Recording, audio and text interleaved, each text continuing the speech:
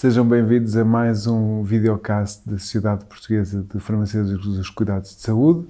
Desta feita para falar sobre ferramentas de apoio à decisão. O meu nome é Sebastião, tenho aqui comigo o Dr. Jorge Félix. Jorge, acabámos de sair ali daquela apresentação durante a manhã, em que tivemos a falar sobre ferramentas de apoio à decisão. Correu bem? Parece-te qual é a mensagem que achas que era mais importante transmitir às pessoas que nos estão a ver e a ouvir através deste podcast, desta nossa sessão? Viva, obrigado Sebastião.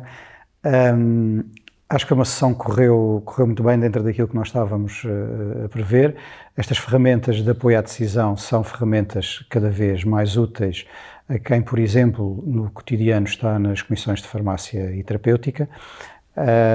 Os critérios que são utilizados durante estas ações e decisões tomadas pelas comissões de farmácia e terapêutica são importantes e a sessão debruçou-se essencialmente sobre como estruturar as decisões e como utilizar as preferências que existem acerca dos critérios utilizados por estas comissões, como é que eles podem suportar decisões mais eficientes e decisões mais racionais no dia-a-dia. Abordámos, por exemplo, questões relacionadas com a prioridade que deve ser atribuída a critérios como a eficácia clínica dos medicamentos, a segurança dos medicamentos, mas não só, a componente de custos, outro critério que também é um critério bastante valorizado ao nível das decisões genéricas tidas nos hospitais, mas também nas decisões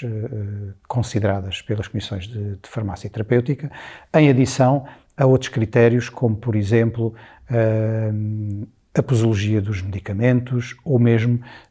a possibilidade de, num curto espaço de tempo, poderem estar disponíveis medicamentos biosimilares para suportarem também essas decisões. É claro que as metodologias que foram discutidas e foram apresentados vários casos práticos são úteis para quem tem que estruturar as decisões no seu dia-a-dia, envolvem um conjunto de critérios, como, por exemplo, definir muito bem os problemas de decisão que estão subjacentes, quais são as consequências desses mesmos problemas de decisão e apresentámos, por exemplo, um caso na antibioterapia da pneumonia nosocomial, com a decisão entre dois antibióticos, mediante critérios de maximização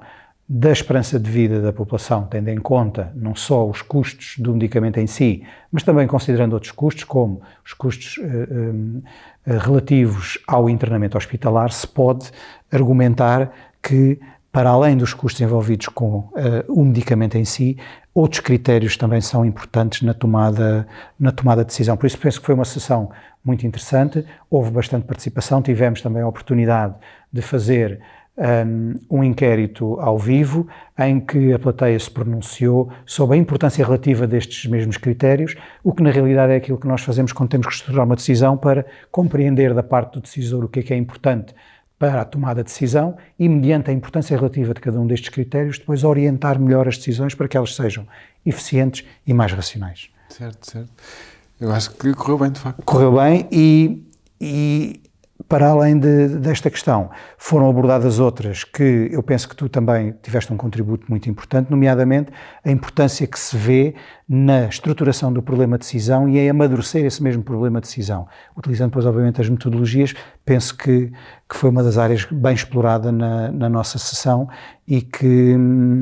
houve um contributo importante. Sim, eu acho que, de facto, este género de sessões são importantes para dar a entender que realmente há ferramentas, há bastantes ferramentas que podem ser usadas para depois chegar à decisão técnica, mas a principal questão, ou a principal mensagem que eu acho, ou uma das mensagens que nós gostávamos de ter passado, é dizer que cada vez mais as decisões deviam ser tomadas de uma forma estruturada, com base em dados, com base em decisões racionais e que sejam reprodutíveis. E daí acho que as pessoas deviam ter cada vez mais uma noção de que a própria estruturação do problema e de quais os critérios que estão subjacentes a cada uma destas decisões têm que ser muito maturados antes de depois chegar à decisão. Portanto, tomar muito mais atenção à estruturação das coisas, muito mais do que à decisão em si. Parece-me que foi uma dessas mensagens, acho que estas mensagens passaram bastante bem. E outra questão que eu acho que talvez seja importante neste videocast nós talvez abordarmos, que é, tratando-se de comissões de farmácia terapêutica, tratando-se de decisões em contexto hospitalar, o papel que o farmacêutico pode ter e a preponderância que o farmacêutico pode ter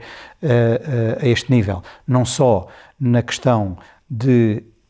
compreender bem a informação que está disponível para tomar a decisão, que critérios são importantes na decisão, mas depois assumir o papel de líder nestas decisões. Tu que trabalhas num hospital do Serviço Nacional de Saúde, como é que vês o posicionamento do farmacêutico nestas decisões e em particular nas comissões de farmácia terapêutica? As comissões de farmácia terapêutica são um instrumento mais importante para a definição da política do medicamento no hospital, e a forma como as comissões estão constituídas parece-me que é a forma mais adequada para poder ir ao encontro deste desidrato. A paridade entre médico e farmacêutico, para poder haver uma discussão bastante útil sobre as diferentes perspectivas que existem sobre o medicamento, a doença, o doente, e cada um de nós, dentro das suas áreas, poder trazer o contributo da sua visão e do seu conhecimento sobre a área para poder ajudar na decisão. Portanto, a decisão nunca é exclusiva ou solitária, é uma decisão de uma comissão, e daí a vertente do farmacêutico, a sua perspectiva relativamente à utilização do medicamento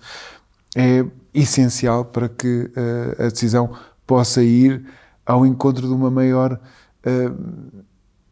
eficácia na utilização do medicamento e uma maior custo-eficácia dessa utilização, portanto, uma racionalidade na utilização do medicamento. E o papel do farmacêutico, eu penso que é sempre importante enaltecer, que é, sendo o técnico por excelência do medicamento, compreende muito bem o que é o medicamento, quais são as fontes de informação que estão disponíveis, que tipo de evidência se pode gerar, e assumir esse papel de líder nestas decisões. Sabemos que tivemos muita assistência na sala, o que é sempre, obviamente, muito bom. Sabemos que algumas pessoas tentaram também assistir e não conseguiram porque havia alguma limitação no espaço, por isso é uma área em desenvolvimento, estamos cá, estamos disponíveis, por isso estejam atentos a novos desenvolvimentos. Muito obrigado por terem assistido, até uma próxima.